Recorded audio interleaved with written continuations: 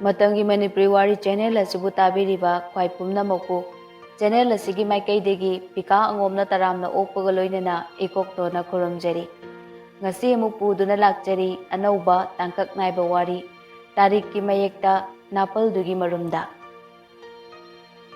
Channel asigi amadi Facebook page ki oiba update kudimak pinanaba aikoigi Instagram account bu follow toba kaubiganu. ID su picture oina hapjare aduga link na description da oina pijare. Mayamgi pukning bu wari romda muk chingsinjari hauji wari ase taminarase. Miyoibagi punsida kanagumba kharana mapa mamagi makhada nungai yaifana punsi lenthokli. Khara amana mama mapagi minungsi phangdana leli. Kanagumba amana mapa leitabagi maichak. Kanagumba amana mama leitabagi maichak. Kanagumba amana lairabagi awaba mayoknaduna punsi khongchat asida wana lenbasu konggaini. Krek krak krok krak otuna thauri. Phatraba lambeldुगी mathakta mapuna thanamba thainagi English ke hambardo tomthinna. Tungda tongliba tomthingi mamanaba Suresna sugatladuna hairei. Is ayo kaino bai kari kuthongno me matongna marolaba yaudabane nungsanga loina thungba tarene nang sidi ba tomthinna. Hera bai sibu aina tawga yauna tawbagi type Lep tabida sareng thibudang na badang thijalakanu ne bus stop nangbo adubo mi kitang yenglaga thau haibani aina phamlise sofa da natte haibani nangbo karino khangdi mi yogdore kara khangjil lo bus stop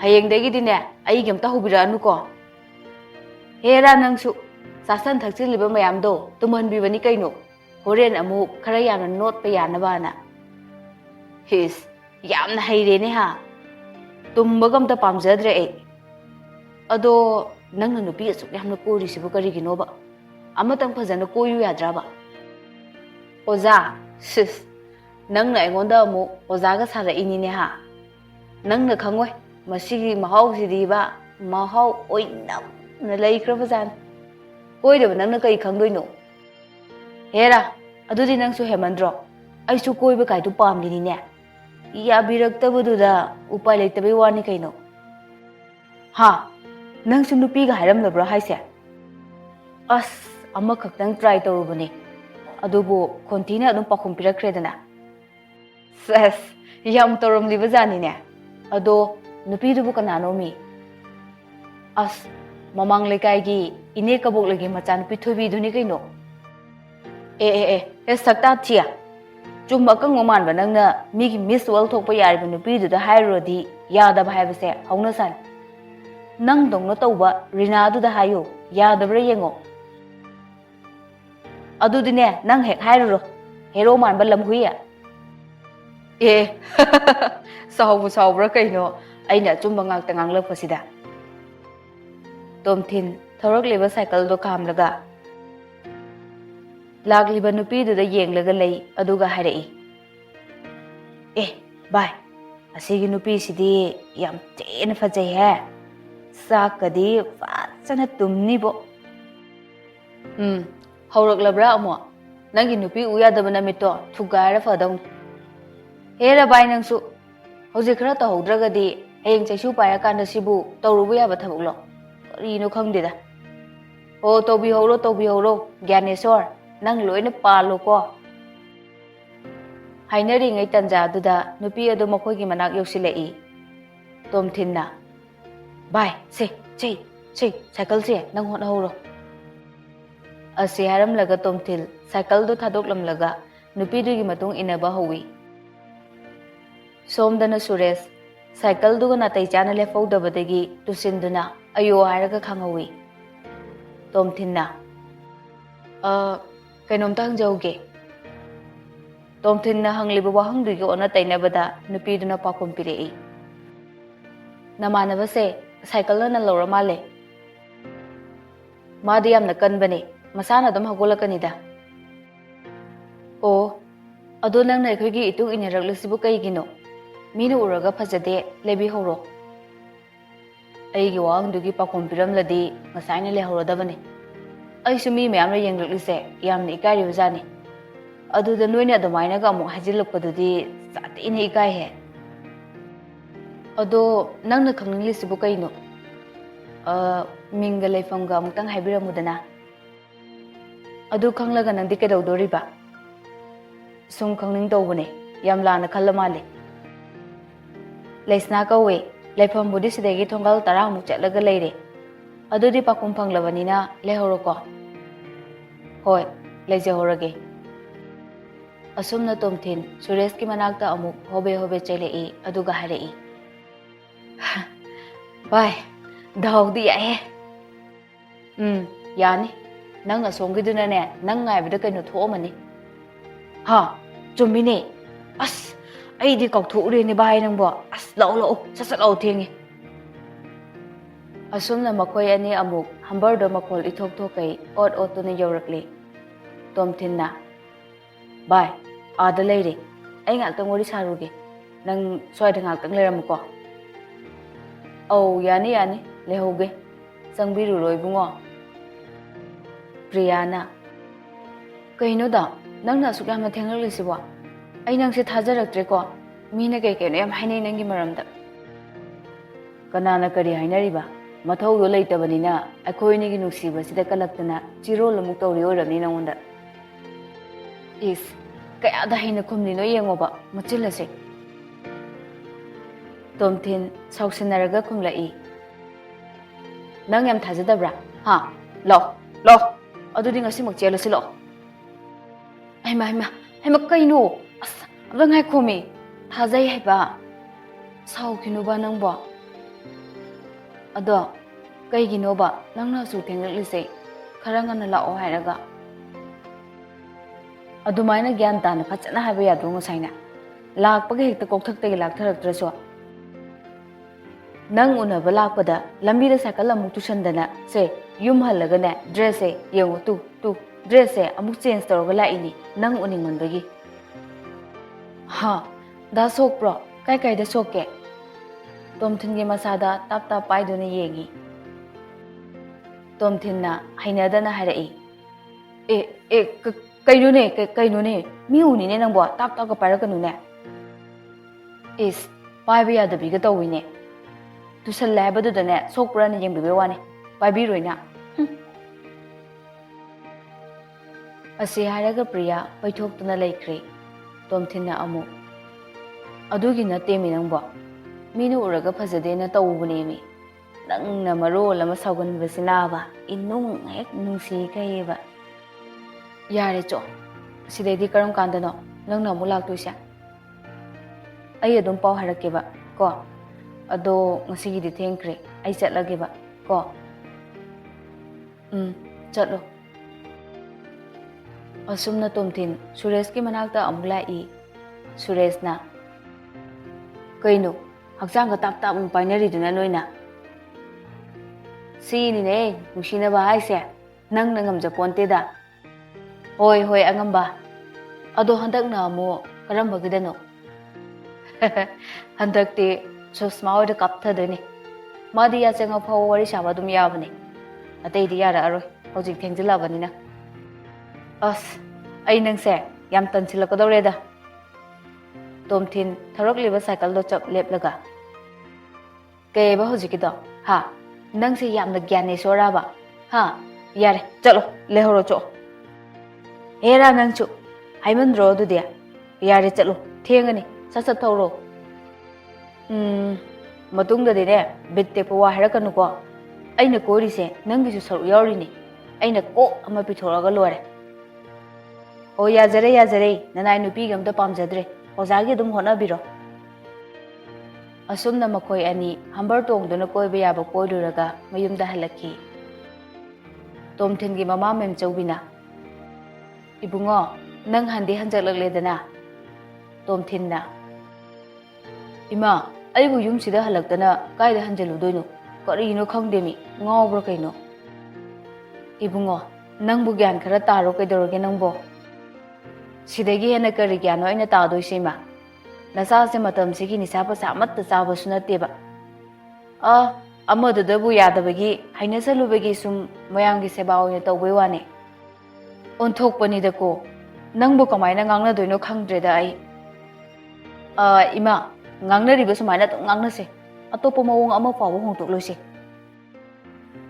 ꯉꯥꯡꯗꯅ ꯏꯃꯨꯡꯗ ꯆꯪꯈꯤ ꯃꯦꯝꯆꯧꯕꯤꯅ ꯃꯥꯡꯒꯣꯜꯗ ꯁꯨꯝ ꯐꯝꯂꯒ ꯁꯣꯜꯂꯒ ꯂꯩꯍꯧꯏ ꯑꯩꯒꯤ ꯏꯆꯥ ꯑꯅꯤꯁꯦ ꯑꯣꯟꯊꯣꯛꯅꯁꯨ ꯃꯔꯥꯏꯕꯛ ꯊꯤꯗꯀꯣ ꯃꯄꯥꯗꯨ ꯃꯇꯪ ꯂꯩꯖꯔꯝꯂꯕꯗꯤ ꯀꯌꯥꯗ ꯅꯨꯡꯉꯥꯏꯖꯔꯝꯒꯕ ꯃꯣꯏ ꯄꯥꯕꯨꯡ ꯅꯆꯥ ꯑꯅꯤꯁꯦ ꯆꯥꯎꯔꯦ ꯁꯔꯦꯞ ꯐꯥꯔꯦ ꯅꯆꯥ ꯑꯅꯤꯒꯤ ꯀꯨꯝꯍꯩꯁꯦ ꯌꯦꯡꯕꯗ ꯅꯨꯡꯉꯥꯏꯔꯦ ꯄꯨꯝꯅꯃꯛꯁꯦ ꯅꯪꯗꯤ ꯈꯪꯂꯝꯂꯔꯣꯏꯀꯣ ꯃꯤꯠꯂꯨꯗ ꯄꯤꯔꯥꯡ ꯏꯍꯧꯅꯅ ꯋꯥꯈꯜ ꯀꯌꯥꯁꯦ ꯈꯟꯗꯨꯅ ꯂꯩꯔꯤꯉꯩ ꯇꯟꯖꯥ ꯑꯗꯨꯗ ꯃꯆꯥꯅꯨꯄꯤ ꯄꯨꯔꯅꯤꯃꯥꯅ ꯏꯃꯥ ꯂꯥꯛꯑꯣ ꯆꯪꯂꯁꯦ ꯁꯤꯗ ꯁꯨꯝ ꯐꯝꯂꯒ ꯂꯩꯔꯤꯁꯤꯕꯨ ꯀꯔꯤꯒꯤꯅꯣ ꯅꯨꯃꯤꯠꯁꯨ ꯇꯥꯁꯤꯜꯂꯛꯂꯦ ꯍꯥ ꯑꯣ ꯍꯣꯏ ꯍꯣꯏ ꯆꯪꯂꯁꯤ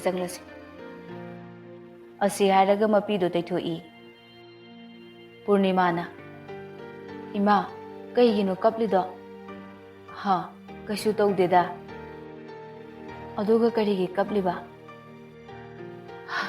ꯅꯪ ꯇꯥꯃꯣꯁꯦ ꯒ꯭ꯌꯥꯟ ꯇꯥꯃꯟꯗꯕꯁꯤꯗ ꯏꯃꯥꯅ ꯁꯨꯝ ꯀꯔꯝ ꯊꯣꯛꯂꯗꯒꯦ ꯈꯟꯕꯗꯅꯦ ꯅꯨꯡꯉꯥꯏꯇꯕꯒꯤ ꯀꯞꯂꯤꯕꯅꯦ ꯏꯃꯥ ꯑꯩꯈꯣꯏꯁꯨ ꯕꯕꯥ ꯂꯩꯔꯝꯂꯕꯗꯤ ꯇꯥꯃꯣꯅ ꯃꯅꯤꯡ ꯇꯝꯂꯤꯁꯦ ꯇꯝꯕ ꯌꯥꯔꯝꯂꯣꯏꯀꯣ ꯃꯦꯝꯆꯧꯕꯤ ꯅꯥꯁꯣꯟ ꯄꯤꯛꯅ ꯍꯥꯏꯔꯛꯏ ꯏꯆꯥ ꯊꯣꯏꯕꯤ ꯄꯨꯔꯅꯤꯃꯥ ꯄꯦꯔꯤ ꯄꯦꯔꯤ ꯇꯧꯔꯒ ꯍꯥꯏꯔꯛꯏ ꯏꯃꯥ ꯑꯩꯈꯣꯏ ꯃꯈꯥꯔꯣꯝꯒꯤ ꯊꯕꯥꯍꯣꯏꯒꯤꯁꯨ ꯃꯄꯥ ꯂꯩꯇꯕꯗꯣ ꯃꯣꯏꯒꯤ ꯃꯕꯨꯡ ꯑꯅꯤꯅ ꯁꯦꯜ ꯌꯥꯝꯅ ꯇꯥꯜꯂꯒ ꯊꯕꯥꯒꯤ ꯐꯤꯒ ꯌꯥꯝ ꯂꯩꯕꯤ ꯍꯥꯏ ꯑꯩꯈꯣꯏꯒꯤꯁꯨ ꯊꯕꯥꯈꯣꯏꯒꯤ ꯃꯕꯨꯡꯒꯨꯝꯕ ꯑꯃ ꯂꯩꯖꯔꯝꯂꯕꯗꯤ ꯐꯒꯗꯕꯅꯤꯀꯣ ꯏꯆꯥ ꯊꯣꯏꯕꯤ ꯀꯔꯤꯒꯤꯅꯣ ꯅꯪꯅ ꯑꯗꯨꯝꯅ ꯍꯥꯏꯔꯤꯗꯨꯕꯣ ꯅꯈꯣꯏꯒꯤꯁꯨ ꯏꯃꯥ ꯂꯩꯔꯤꯁꯤꯗꯤ ꯏꯃꯥꯅ ꯍꯌꯦꯡ ꯅꯪꯒꯤ ꯃꯌꯥꯝ ꯑꯃ ꯂꯩꯔꯒ ꯂꯣꯏꯔꯦꯗꯅ ꯅꯪ ꯑꯗꯨꯝꯅ ꯍꯥꯏꯒꯅꯨꯀꯣ ꯑꯁꯤ ꯍꯥꯏꯔꯒ ꯃꯤꯠꯂꯨꯗꯒꯤ ꯄꯤꯔꯥꯡ ꯆꯤꯟꯊꯩ ꯃꯆꯥꯕꯨꯁꯨ ꯆꯦꯠꯅ ꯀꯣꯟꯁꯤꯟꯖꯩ ꯄꯨꯔꯅꯤꯃꯥꯁꯨ ꯃꯄꯤ ꯆꯗꯨꯝ ꯇꯥꯅ ꯀꯞꯂꯒ ꯍꯥꯏꯔꯛꯏ ꯏꯃꯥ ꯑꯩꯈꯣꯏꯒꯤꯁꯨ ꯄꯥꯕꯨꯡꯗꯣ ꯂꯩꯔꯝꯂꯕꯗꯤ ꯑꯋꯥꯠꯄ ꯂꯩꯔꯝꯂꯣꯏꯀꯣ ꯏꯆꯥ ꯊꯣꯏꯕꯤ ꯌꯥꯔꯦ ꯂꯦꯞꯄꯨ ꯀꯩꯗꯧꯔꯒꯦ ꯅꯪꯕꯨ ꯏꯃꯥ ꯇꯥꯕ ꯉꯝꯂꯛꯇ꯭ꯔꯦ ꯏꯃꯥꯅ ꯅꯈꯣꯏꯕꯨ ꯅꯤꯡꯕ ꯊꯨꯡꯍꯟꯕ ꯉꯝꯗ꯭ꯔꯦꯅ ꯏꯃꯥꯕꯨ ꯋꯥꯔꯧꯔꯤꯕ꯭ꯔꯣ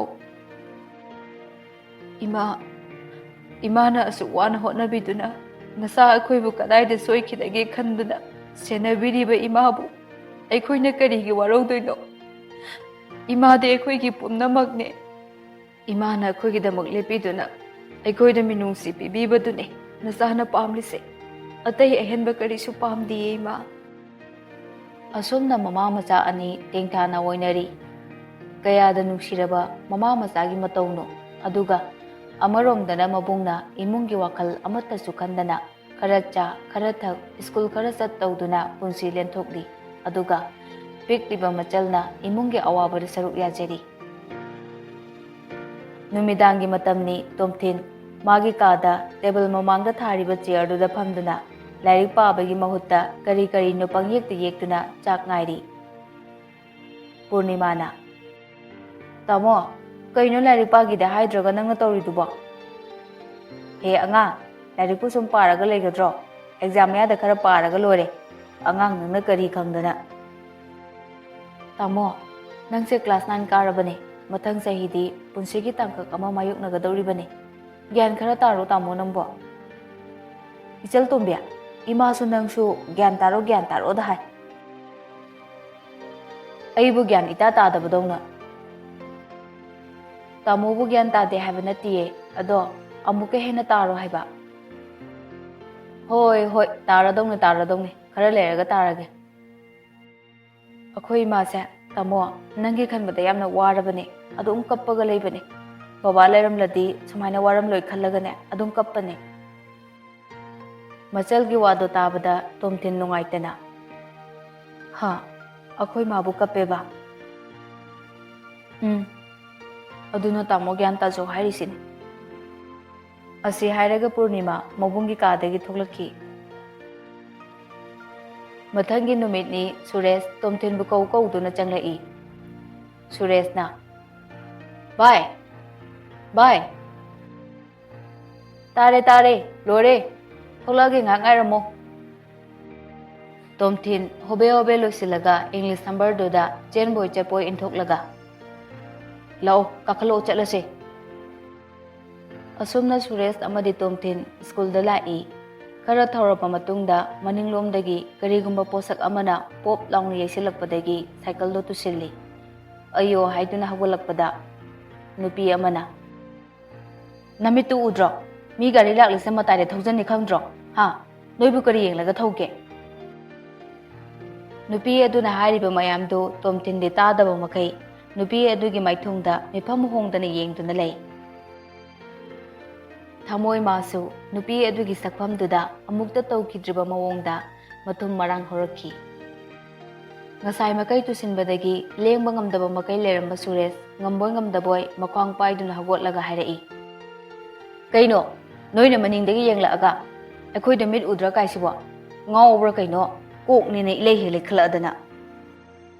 Nupi aduna kaino kokle khatpra kaidia mi usitriro nammai du napsala ura. Lakminariba nupi amaduna iche chachilao thengkhraniba. Asi haraga chingduna puki. Tomthin di moina chatkriba maikai adomda mifam hongdana yengduna leiri.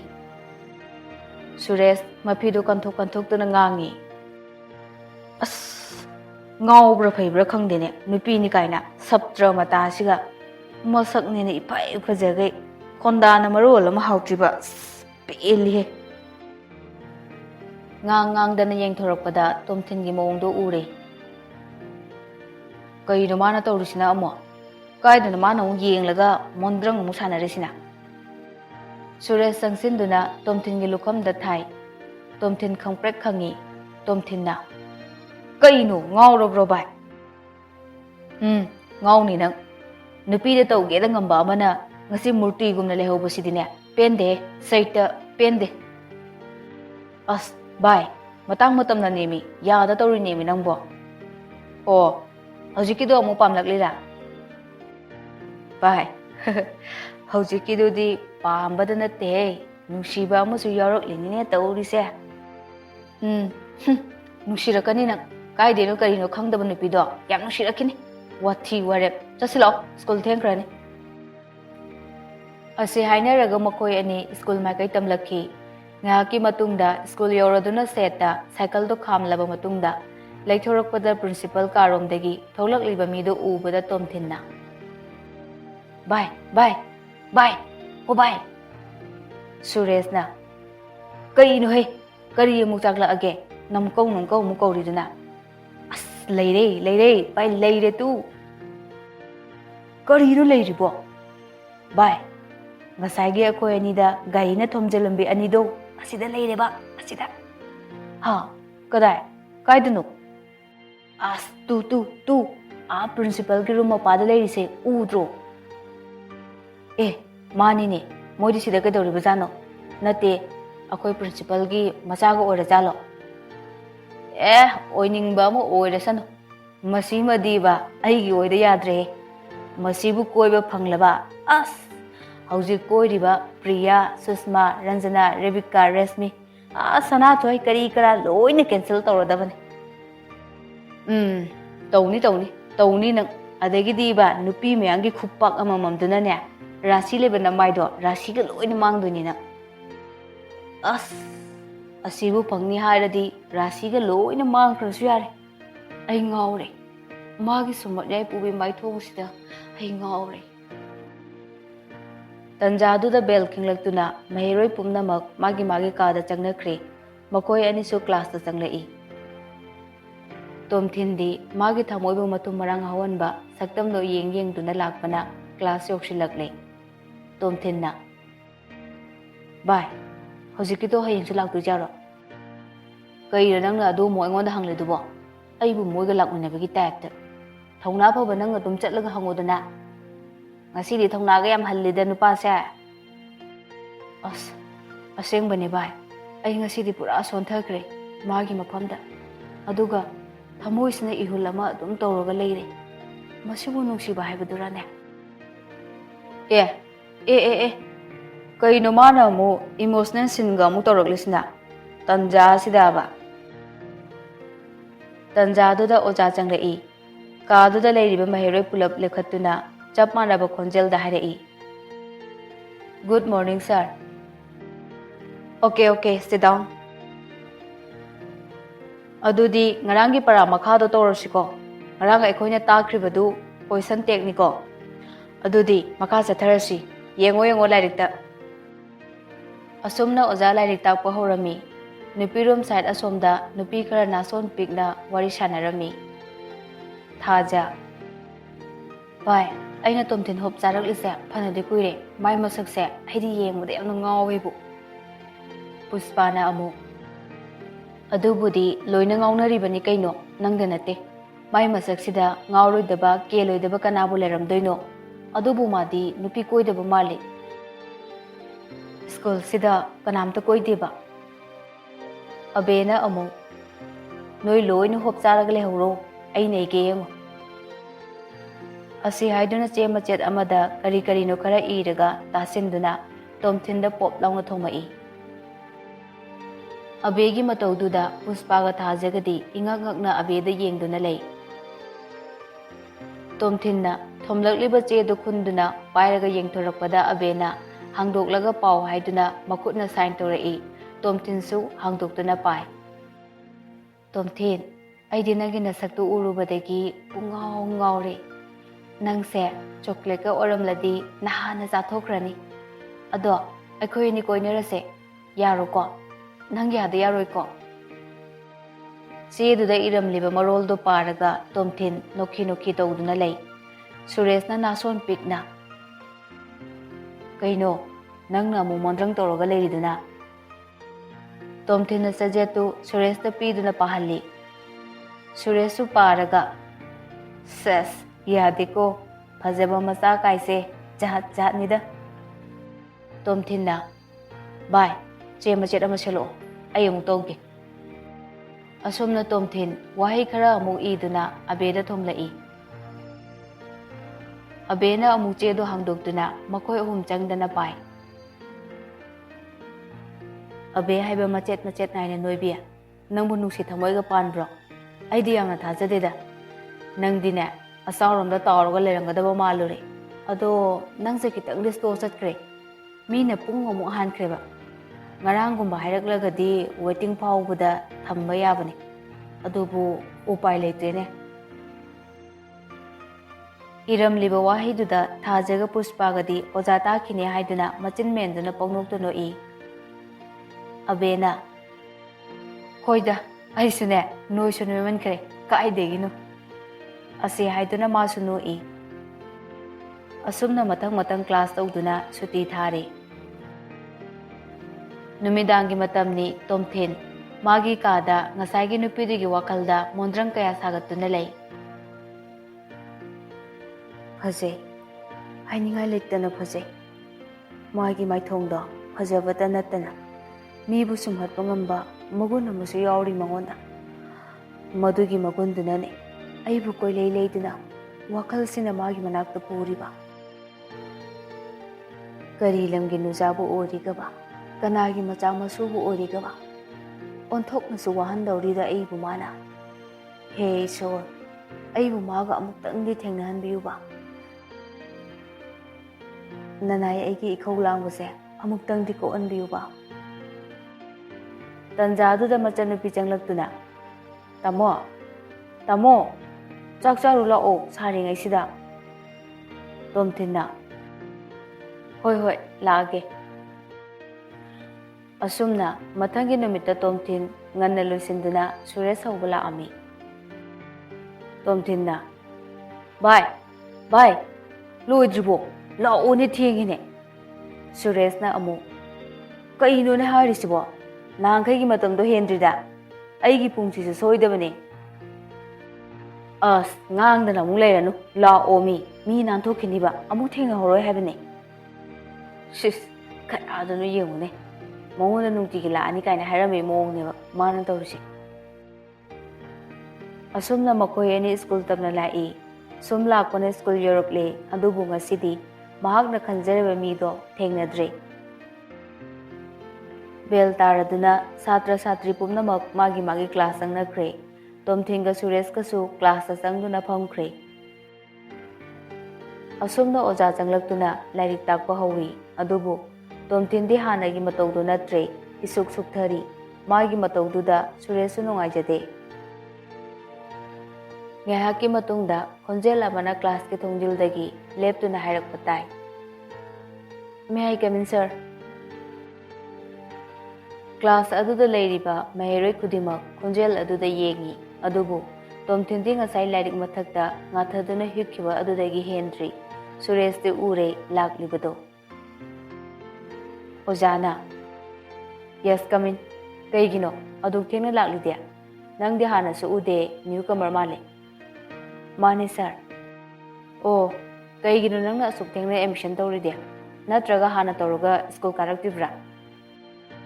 Sir, ngarang ka admission tawbane. Akoi family puna outside ta leirubagine. Okay, sit down. Lesson kara hujan krabanina mamangi tahudabasingdo namanabisinga tanaroko. Hoi sir. Adudi lairik lomda mumai onsen siko mayam. Asi hairaga ojana lairik makha chathaba hawi. Ngaki matungda bell taraktuna oja su thokre.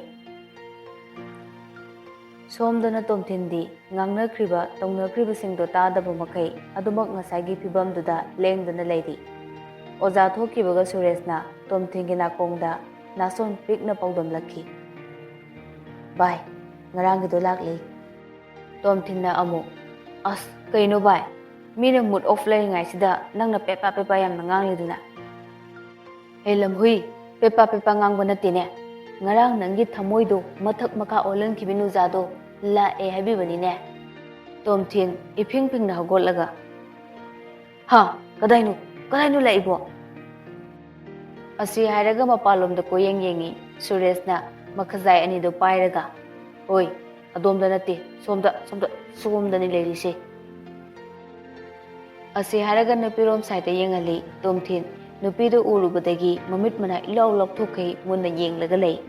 Sureshna kaino koyeng dubo miga loina tumgi tarene. As, bye, chumdi ko. Mangadi nate ko igise. Mang nate pungan ngaliba taibong niko taibong asengba taibong niko. Oh, isorle tasingna isorle. Aigi awabase ubiduna mana aigi awabase kharadi ko andire. Lei fattaba megidi isor manasu yam thuna hekta aningmuda pithore haiduni. Aphabagina khara tappasu. Bai nangise angoda karemnariba haidura. Nate sum haibani asengbai asengbai ne nangi mayamdudagi pendadana amaga sum hapchaningliba natro. As mayamdu loina tuodabne mi ai ngasidagi gyan taradabne mi nangbo. Hoi oibiro gyan tabo oibiro ladies killer oibaduda. Bai nang aigi kin maruse soidana maida pisalako soreko. Karige nate nang na bule disclare kaina aina karamba nupida karanta ba yaukrogeba ha sis hoi bungo karanta adrasune nang na kori mayam dunane nang bo thamoi sina nusiba mi yoromna dine mi gi thamoi thuga haiba ta doni ne lamhui aduni ne mi bu wahala dine adum ta dro henga cha chuma kang man ba nang yam haibireda ekoi dine chaba tumnaba tumma yanaba ra ngahak khaidok khajin tawai wane yare to bine layo ai na tai mase ngak yeng kike somdana lingthoina noyani ki ming ke kauge ai gati na se puspana ai gina puspa aduga magina thaja kawe aduga moti ama wali madi gasi lagtre ado nangidi ai gidi lingthoi kawe adudi ngasidegi tinarasi ko puspaga thajaga punna tinase asumna class mathang tawduna class lore satra pumnamak magi mayumda hanarai